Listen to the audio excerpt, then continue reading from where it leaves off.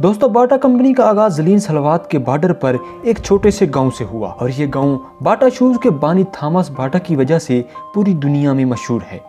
और इस गांव में लोग मोचियों का काम करते थे और ये सालों से यही काम करके अपना गुजर बसर कर रहे थे। बल आखिर इस गांव में एक नौजवान उभरा जिसका नाम थॉमस बाटा था और वो भी इन्हीं मोचियों का बेटा था। वो बचपन से ही थोड़ा अलग बच्चा था।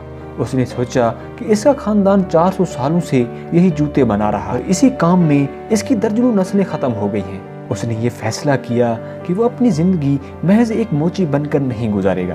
दी कॉन्टिनेंटल हब की वीडियोस में एक बार फिर से खुश आमदीद। चुनाचे उसने अपने भाई आना और बहन अंतनी के साथ मिलकर 1894 में एक बाटा नाम की छोटी सी कंपनी बनाई। और इस दौर में ज़लीन एक पसमानदा गांव था। इस गांव तक ट्रेन की पटड़ी तक नहीं बिछी थी, लेकिन इसके बावजूद थॉमस ने हिम्मत नहीं हारी और अपनी फैक्ट्री की बुनियाद रख दी। शुरू में फैक्ट्री में सिर्फ और सिर्फ 10 लोग ही काम करते थे, लेकिन फिर ये फैक्ट्री दिन दुगनी रात चुगनी तरक्की करने लगी। इसके मुलाजमीन की तादाद में भी इजाफा होता चला गया। 10 मुलाजमीन से 100 होते देर ना लगी। दोस्तों, थॉमस एक नजरियाती शख्स था। उसने देखा कि जो चमड़े के जूते बनाए जाते हैं वो बहुत ज्यादा वजनी और महंगे भी हैं। लिहाजा थॉमस ने अपनी प्रोडक्ट के सस्ते होने पर तवज्जो दी। उसने 1896 में पहला एक कैनवस शूज बनाया जो काफी हल्का भी था और देर पा भी और चमड़े के जूतों से मजबूत भी था। इसके अलावा इसने बाटा प्राइस भी मुतारिफ करवाई, जिसके मुताबिक इस प्रोडक्ट की कीमत 9 के हिस्से पर ख़त्म होती थी। यानी अगर किसी भी चीज़ की कीमत 150 रुपये है तो वो 149.99 पर ख़त्म होती थी, जो देखने में 100 और 50 से बेहतर लगती थी। लेकिन इसकी कीमत पर कोई भी असर नहीं पड़ता। दोस्तों, फिर 1899 में इस गांव में रेल की पटड़ी बिछ गई और ये गांव बड़े शहरों से मुंसलिक हो गया।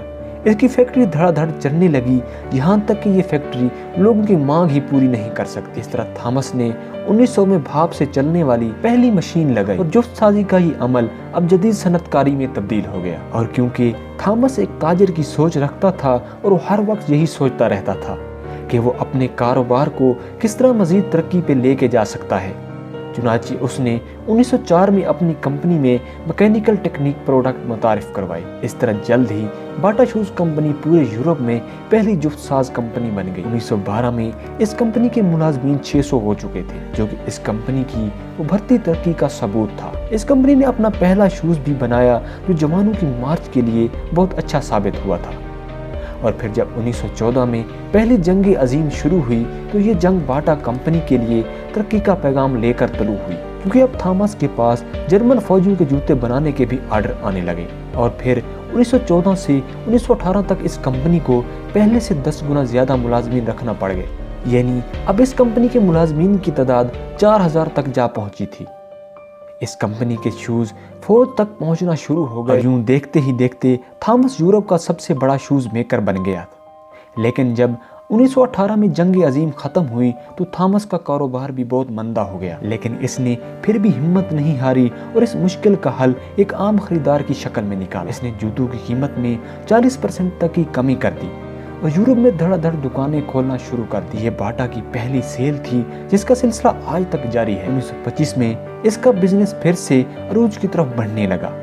अब बाटा कंपनी कई एकड़ तक फैल चुकी थी। मगर एक दिन जब थॉमस 1932 में एक हवाई जहाज के क्रैश होने की वजह से इस दुनिया से चल बसा। वो खुद तो इस दुनिया से चल बसा, लेकिन इसने जो काम किया उससे आज भी लोग फायदा उठा रहे हैं। दोस्तों, आज बाटा का हेडक्वार्टर स्विट्जरलैंड के शहर लुज़िने में वाक़ है और दुनिया के 18 ममालिक में कई फैक्ट्रियां कायम हैं और दुनिया भर में 70 ममालिक में 500 से भी ज़्यादा स्टोर्स मौजूद हैं। थॉमस बाटा की पॉलिसी थी कि दुनिया में जहां भी बाटा की फैक्ट्रियां लगाई जाएंगी वहां एक मिसाली कस्बा भी कायम किया जाए और वहां रहने वाले तमाम लोगों को तमाम बुनियादी सहूलतें फराहम की जाएं। और बाटा फलाही कामों में भी बढ़ चढ़ कर हिस्सा लेता है और शायद बाटा के कायम दायम रहने की सबसे बड़ी वजह भी यही है।